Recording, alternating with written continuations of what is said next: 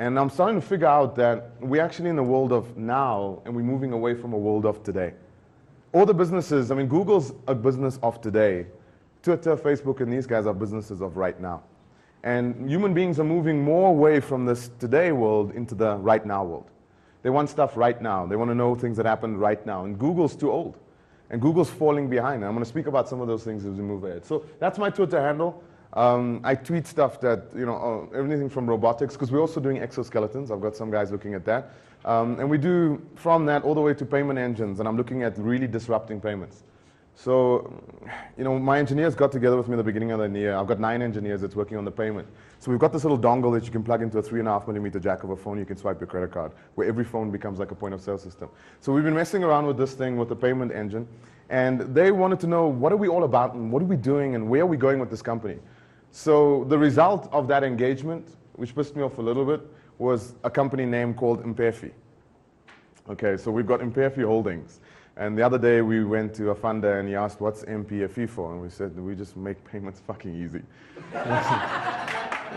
That's what we do. And so I've got 9 engineers, and we just think payments suck.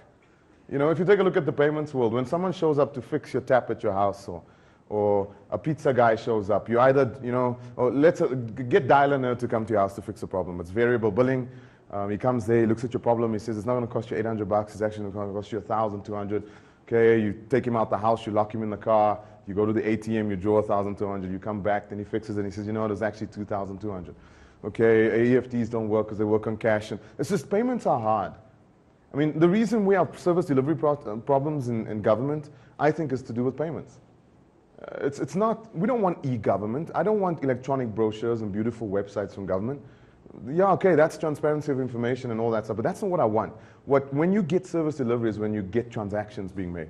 But transactions that are easy, that are real time, that don't take 3 months or 3 weeks for a reconciliation to take place. And what we've noticed is some of the things that we work on we're very, very passionate about, but these things do have a fundamental effect on human beings.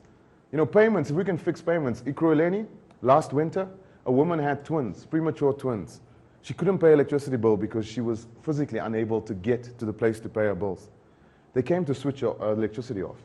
She had the money. She put the money in the guy's pocket and said, yeah, I've got the money. He couldn't take the money. He couldn't accept payment. And even if he could accept payment, it would take 2.5 weeks for a full recon and proof of payment to occur and her lights to be switched on again. Her kids died of exposure, even though she had the money to pay the bill. This is crazy that this is happening. So what I'm trying to do is get the smartest minds in universities, etc., to forget about entering the corporate traditional world and come and join me and some other guys. And we just want to build stuff and make stuff and be disruptive and ask questions. And right now the nerds rule the world, unfortunately, however you look. But the stuff that we're making is actually affecting businesses tremendously.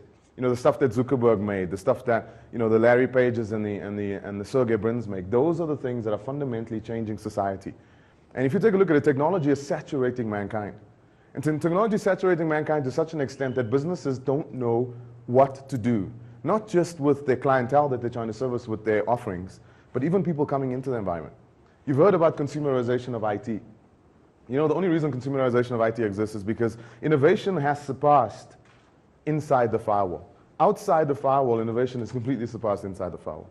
The computing device that you can go and buy and walk into your environment with has exponentially more capabilities and feature sets than your traditional corporate laptop that they give you. Your smartphone has better features than your tower. And what's happening outside the firewall is astonishing. And I call this the digital clash of civilizations. I've actually finished the book. We hope to release the book in the first week of December. It's called The Digital Clash of Civilizations. We actually looked at technology's impact on nations, and you can see what's happening in the Middle East.